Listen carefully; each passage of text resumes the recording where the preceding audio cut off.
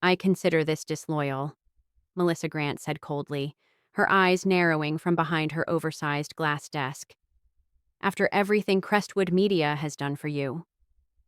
I sat frozen across from her, my fingers gripping the leather strap of my handbag to keep them from trembling. It was 9 a.m. on a Monday, and the shock of being summoned so suddenly had worn off, replaced by a sickening awareness of what this meeting truly was. Melissa, No, she cut in sharply, her polished fingernail tapping a printed email resting on the desk. Don't waste your breath. She held up the paper like a courtroom exhibit. I've been informed you interviewed with Fairmont Interactive last Wednesday. You logged a half day in the system, claimed it was for a personal appointment. My name is Camille Rhodes. I'm 43 years old, and for the past 8 years, I've devoted myself to building Crestwood Media's client base here in Raleigh, North Carolina. I expanded our regional accounts threefold, secured over $14 million in annual contracts, and earned the trust of our top-tier partners. But apparently, that meant nothing now. Security will walk you to your desk. You'll be allowed to collect your things, but your badge has been deactivated. IT has already shut off your access. Melissa slid my company ID across the desk with the same care she might give a receipt. The injustice stung. 3 straight years I had walked into this building armed with spreadsheets, national salary benchmarks, and campaign performance metrics. And each time I requested a raise, I was met with empty excuses. Tight budget, infrastructure investment, maybe next quarter. Meanwhile, Melissa was flaunting a brand new luxury SUV and expanding her executive suite. I stood slowly, fixing my blazer. I understand, I said calmly. Her expression shifted. She had expected a breakdown. Instead, I offered my hand. I wish you and Crestwood all the best. Her handshake was brief, uncertain. At my desk, a security guard lingered awkwardly while I packed 8 years of framed photos, books, and succulents into a cardboard box. Some co-workers glanced up, their eyes full of sympathy and confusion. I gave them a small, reassuring smile. No drama, no spectacle, just grace. As I stepped into the spring sunlight outside Crestwood's glass doors, box in hand, a realization struck me. Melissa thought she had ended something today. But really, she had just set something bigger in motion. Melissa thought she was punishing me. She couldn't have been more wrong. As I gently placed the cardboard box in the back of my SUV, my phone buzzed. 2 p.m. today? Can we move our final conversation up? Jason Bell, CEO, Fairmont Interactive. I smiled. Melissa had no idea what was coming. Funny how 8 years of your life can fit neatly into a single box. Driving through downtown Raleigh, my thoughts drifted back to where it all began. I joined Crestwood Media just after earning my MBA from UNC Chapel Hill. I was driven, hopeful, and ready to prove myself. My first 6 months were filled with the grunt work. Late nights prepping decks, running analytics reports, picking up lunch orders, and observing meetings I wasn't invited to. But I didn't complain. I soaked it all in. By my second year, I was managing small local campaigns. By year 4, I had secured Fairmont Interactive, a client that would eventually grow into 28% of Crestwood's annual revenue. Jason Bell, Fairmont's CEO, had called me personally during a product launch crisis when their assigned rep disappeared mid-campaign. I stepped in, got their rollout back on track in under 48 hours, and earned their long-term trust. You anticipate our needs before we even voice them, Jason once told me. After that, Fairmont expanded their contract twice and more than doubled their annual spend. Melissa had praised me in public. This is exactly the kind of leadership we celebrate, she'd said in front of the team. But when it came to annual reviews, that praise never touched my paycheck. The first time I asked for a raise, I brought charts and clean metrics, client retention, growth margins, industry comparisons. You're invaluable, Camille, Melissa had said with a sigh, but the budget just isn't there. The second time, I had just closed 3 mid-tier accounts. It's been a tough year, she said, even as Crestwood expanded into new office space and rolled out a redesigned website. The third denial came 6 months ago, after I personally negotiated a 40% increase in Fairmont's annual contract. Melissa's words still echoed in my mind. Your work is exceptional, but we're focusing on system upgrades this year. That night, I updated my resume. Not out of revenge, but because I finally saw things clearly. I deserved better. I didn't expect Melissa to uncover my job hunt so soon. But now, standing in my kitchen, staring at the box of belongings from a career I'd once been proud of, I felt peace, not fear. This wasn't the end. It was the start of something long overdue. The reality hit me hard as I stood in my kitchen, the cardboard box on the counter a silent monument to what had just happened. I wasn't between meetings or on a personal day. I was unemployed. The weight of that truth pressed against my chest like a cinder block. For a moment, it was hard to breathe. Then my phone rang. Olivia, my best friend. Her name on the screen brought some comfort. If this story spoke to something deep inside you, something you felt but maybe never said out loud, then you're exactly who this channel was made for. Subscribe now to follow the next chapter, where strength meets strategy and quiet resilience turns into bold transformation. These stories aren't just entertainment. They're reminders that it's never too late to reclaim your voice, your power, and your future. Click that subscribe button and join a community of people who know that dignity, courage, and success can still win. The next story might just be the one that gives you the spark you've been waiting for. I just heard, she said the moment I picked up. Thomas texted me. Are you okay? Thomas worked in IT at Crestwood Media, and he was also Olivia's boyfriend. News traveled fast in our building. I'm still processing, I admitted, easing down onto one of my kitchen stools. It's outrageous, Camille, Olivia said, her voice rising.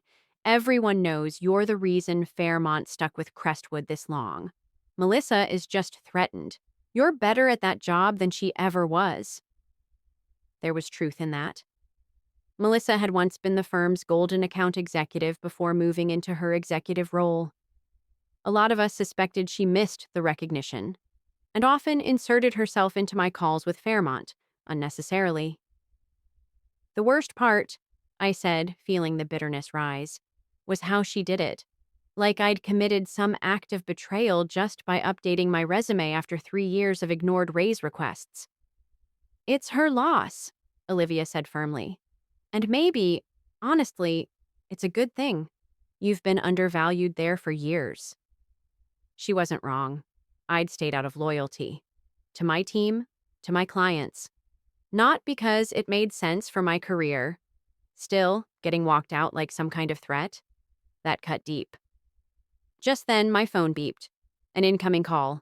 Jason Bell, Fairmont's CEO. Olivia, I need to take this. Go, she said without hesitation. Call me after. I took a breath and answered. Camille, Jason said without preamble. I just heard what happened. Are you free this afternoon? Yes, I said without thinking. 2 p.m. works.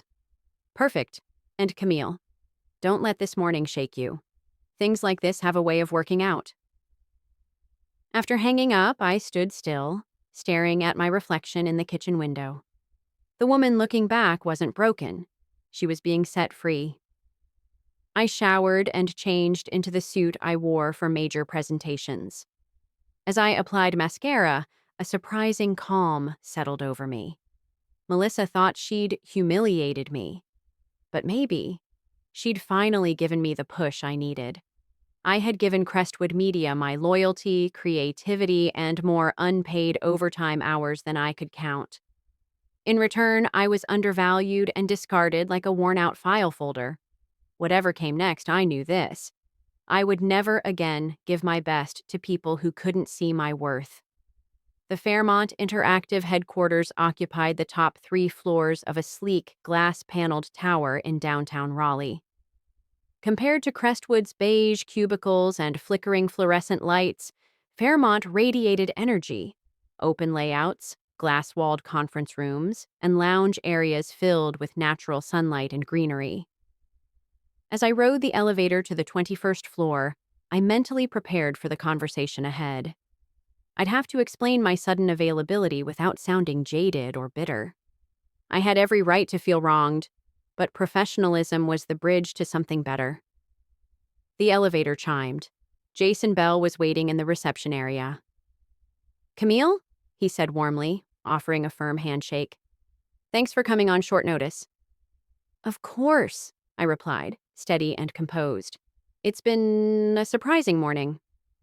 "Let's head to my office," he said, guiding me past buzzing workstations and focused teams. A few employees I recognized from previous campaign collaborations gave polite nods and smiles. Jason's corner office wasn't flashy. No mahogany desk or ego wall of trophies. It was human. Bookshelves, soft chairs, and floor-to-ceiling windows overlooking the city skyline. "Coffee?" he offered. "Yes, please." Once we were settled, he got straight to it. "I got a call from Melissa Grant this morning. She said you'd no longer be handling the Fairmont account. She plans to oversee it personally for now." I kept my expression even, though I felt a flicker of resentment. Of course, Melissa would try to hold on to Fairmont, their biggest account. Jason leaned forward slightly, his tone shifting. "What she doesn't know is we were already reevaluating our relationship with Crestwood." That caught me off guard. "Really? The last campaign outperformed expectations." "It did," he nodded, "because of you. But we've seen a decline in responsiveness, inconsistent quality from the rest of the team, and frankly, it feels like Crestwood has grown complacent with our business." He set down his coffee mug. 3 months ago, our board brought up the idea of shopping for new agency partners. I held off because I trusted you." Hearing that, something shifted inside me. Maybe Melissa firing me had been the best thing she could have done, just not in the way she imagined. "I held off because of you," Jason said. "You've always understood our brand in a way that's rare, even for seasoned agency teams. Your intuition, follow-through, and strategic thinking are what kept us here." My mind was racing. Was he saying what I thought he was? "When you reached out about possible roles here," Jason continued, "it honestly felt like perfect timing. But let me be clear. We weren't planning to poach you. That's not how we operate." He leaned back slightly, his tone steady but respectful. "We fully intended to wait until you made a clean transition from Crestwood. We didn't want to disrupt your professional integrity." "I appreciate that," I said quietly. "I was planning to give proper notice, as soon as I had something concrete." Jason gave a small nod. "I believe you. That professionalism is one of the reasons we're sitting here now. Melissa's decision today just moved things up." He opened a folder and slid a printed document across the table. "This isn't an interview, Camille. This is a formal offer. Director of Client Strategy." He paused to let that sink in. "You'd be leading a team, managing all external marketing relationships, and playing a key role in our long-term brand partnerships." I looked down at the letter and caught my breath. The salary figure was nearly double what I'd made at Crestwood, more than I would have dared to ask for after my last raise denial. "This is incredibly generous," I managed to say. "It's not generous," Jason corrected. "It's market rate for someone with your track record. Sometimes it takes leaving a place to fully realize what you're worth." That evening, the offer letter sat on my kitchen table, already signed and ready to return the next day. I'd asked Jason for the night to review it, though we both knew what my answer would be. My phone buzzed all afternoon. Word had spread quickly. Former Crestwood colleagues were texting, some concerned, others curious. A message from Thomas popped up. Melissa just called an emergency meeting, told everyone you were fired for breach of loyalty, said Crestwood values loyalty above all. The irony's killing us. I smirked. Melissa was trying to make an example out of me, but based on what I was hearing, it was backfiring fast. Then another text came in, this one from Jessica, our receptionist. She's been on nonstop calls all day, locked in her office. Guess she's sweating over Fairmont. I didn't reply. I didn't need to.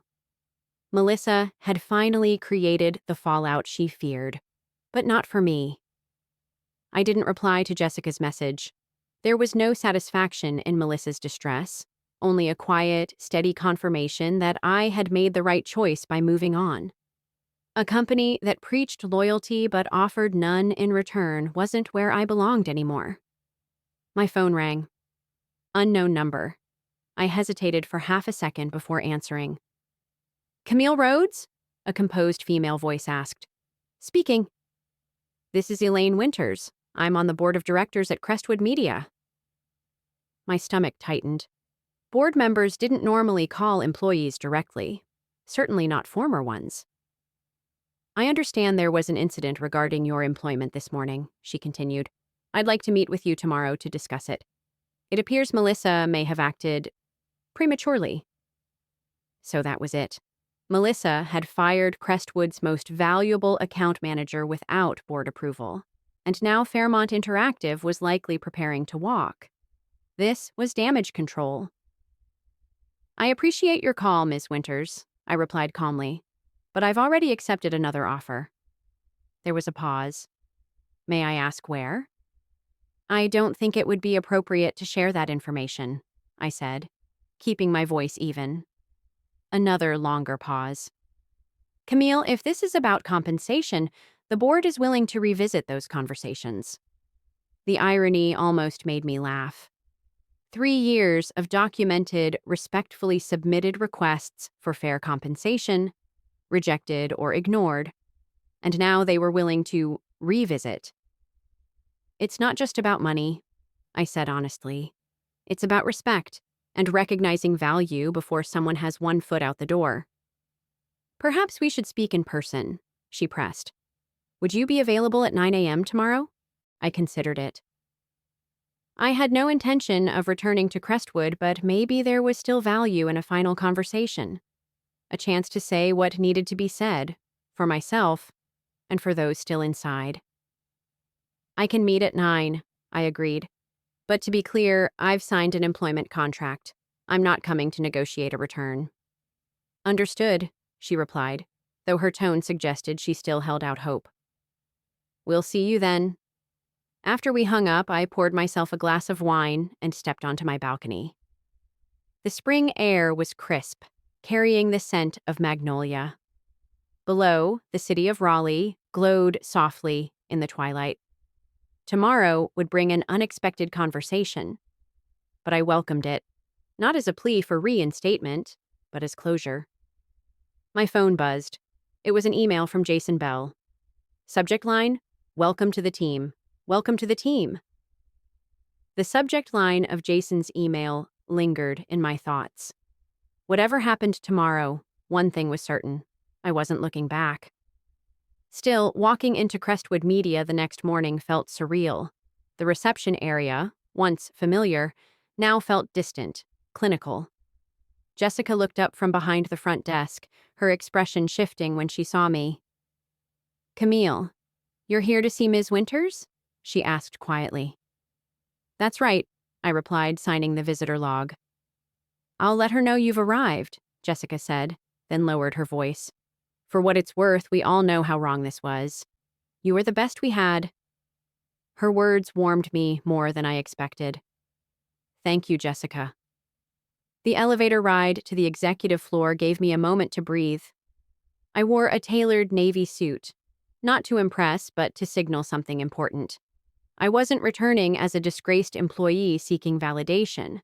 I was walking in as a professional with nothing to prove. Elaine Winters was already in the conference room when I arrived. A slim folder sat neatly in front of her. Her silver hair framed a face lined with experience and composure, someone used to making high-stakes decisions before most people had their coffee. "Ms. Rhodes, thank you for coming," she said, rising to shake my hand. "Please, have a seat." I half expected Melissa Grant to join us, but as Elaine closed the door behind her, I realized this would be a one-on-one conversation. "I've reviewed your personnel file," she said, opening the folder. 8 years of top-tier performance, substantial client growth, and 3 documented requests for salary review, all denied. She looked up. I wasn't aware of this pattern. That surprised me. I'd assumed compensation decisions required board oversight. "For major structural changes, yes," she explained. "But department heads have a wide margin of discretion." Her tone was even, but there was a note of disapproval beneath the surface. "Melissa has been operating with significant autonomy." "I see." "What I don't see," she continued, "is any policy violation that would justify your dismissal. There's no clause prohibiting employees from exploring other opportunities." I kept my tone measured. The word Melissa used was disloyal. Elaine's brow lifted slightly. "Interesting choice, especially under the circumstances." She closed the folder. "Ms. Rhodes, I'll be direct. The board would like to offer your reinstatement at the adjusted compensation you last requested, plus a 10% increase, and the title of Senior Account Director." The offer on the table was better than anything Melissa Grant had ever entertained, but it came 3 years and 1 humiliating dismissal too late. "That's a generous offer," I said respectfully. "But as I mentioned on the phone, I've already accepted another position." "At Fairmont Interactive," Elaine Winters stated, not asked. I didn't confirm or deny. Some professional boundaries were still worth maintaining. "My new role begins Monday," I added simply. Elaine studied me for a moment before continuing. "Melissa is concerned that Fairmont may reconsider its relationship with Crestwood now that you're no longer involved." And there it was, the real reason for the meeting. It wasn't about righting a wrong. It was about damage control. "That would be a question for Fairmont," I replied evenly. "Indeed," Elaine said, nodding. I could tell she appreciated my discretion. "One last question, if I may. What could Crestwood have done differently to retain you?" The question caught me slightly off guard, but it was welcome. I considered my words carefully. Recognize my value before I had to look elsewhere to find it. I paused. "Loyalty works both ways, Ms. Winters. Crestwood expected commitment while repeatedly showing me I wasn't worth investing in. That imbalance simply wasn't sustainable." Elaine nodded, slowly and thoughtfully. "A fair assessment." She stood and extended her hand. "Thank you for your candor, Ms. Rhodes. I wish you continued success wherever your path leads." As I walked out of Crestwood Media for the second and final time, I felt lighter than I had in years. This wasn't about getting a second chance. It was about reclaiming my story, leaving on my own terms, with dignity. I'd been given something rare and valuable: closure. By Monday morning, that chapter was behind me. A fresh one had already begun. I arrived early at Fairmont Interactive, eager to start my new role. A real office awaited me, complete with a door, windows, and a welcome basket thoughtfully placed on the desk. Jason Bell had made sure everything was ready, from tech setup to coffee pods. At 9 a.m., Jason stopped by to introduce me to my team, 5 talented marketing specialists I'd be leading in managing Fairmont's entire portfolio of agency relationships. The irony wasn't lost on me. I had gone from managing one account at Crestwood to overseeing every strategic partnership for one of the most respected firms in the region. "Team, this is Camille Rhodes, our new director of client strategy, Jason announced. Many of you already know her from her incredible work on our previous campaigns. We're lucky to have her here. Inside the conference room, I found several members of Fairmont Interactive's executive team already gathered around the table. Jason gave me a nod and gestured to an open seat beside him. Before you dive fully into the role, he said, we'd like your input on an important matter. The company's chief financial officer leaned forward. In light of recent developments, we're reevaluating our partnership with Crestwood Media. Their contract is up for renewal next month. We value your insight, added the chief marketing officer. You understand our expectations, and you have firsthand knowledge of how Crestwood operates. The subtext was clear. This was my moment. I could have easily recommended severing ties, a clean and deeply satisfying consequence for Melissa Grant's decision to fire me. The chance to inflict a meaningful loss on Crestwood was right in front of me, and no one would question it. These things happened in business, but I paused. Revenge might feel good in the moment, but in the long run, professionalism would carry me further. I think we should evaluate Crestwood like we would any other potential partner, I said carefully. Their creative output has been strong, but consistency and account management should be reviewed in detail. Jason nodded. That's fair. At 11 a.m. on Wednesday, exactly 1 week after Melissa walked me out of Crestwood, the final decision was made. I hadn't pushed for it. The executive team had reviewed proposals from 3 competing agencies and made the call independently. Jason offered me the courtesy of reviewing the communication before it went out, although I had recused myself from the official vote to avoid any conflicts of interest. The email was concise and respectful.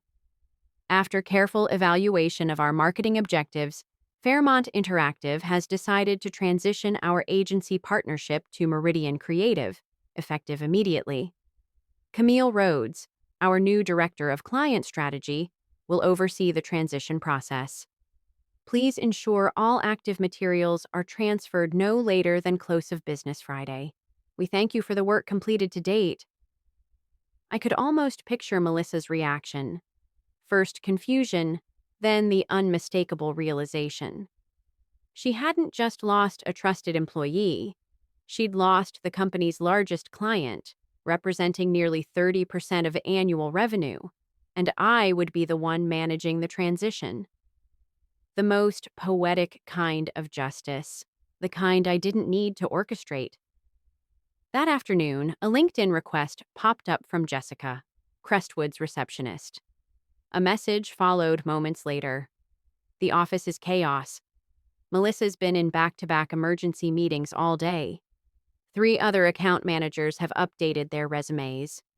Karma moves fast. That was the message I received from Jessica, Crestwood's receptionist. I didn't reply right away. There was no need to gloat or involve myself in the unraveling of someone else's choices. Instead, I returned my focus to the work in front of me, assembling my new team, fine-tuning our client processes, and preparing Fairmont for its next phase of growth. After all, success is the most lasting and satisfying response. Later that evening, I accepted Jessica's LinkedIn connection request. I sent her a brief message. Thank you for your kindness during my time at Crestwood. I'm wishing you all the best in what comes next. Taking the high road felt surprisingly good. No bitterness, no smug satisfaction, just closure. My new position at Fairmont Interactive had already brought challenges, opportunities, and a renewed sense of purpose I never would have experienced had I stayed at Crestwood, clinging to the hope of overdue recognition. The truth is, sometimes the most meaningful revenge isn't something you plot or execute. It's what happens naturally when you begin to value yourself, when you stop accepting less than you deserve and step boldly toward what you're worth. A year later, reflecting on everything that happened, I saw things clearly. Melissa Grant hadn't destroyed my career when she fired me without warning. She had given me something I hadn't realized I needed. A push, The moment that forced me to stop waiting for others to see my value and start demanding it for myself. In trying to punish me, she had freed me from a cycle of overwork and underappreciation, of empty promises and delayed recognition.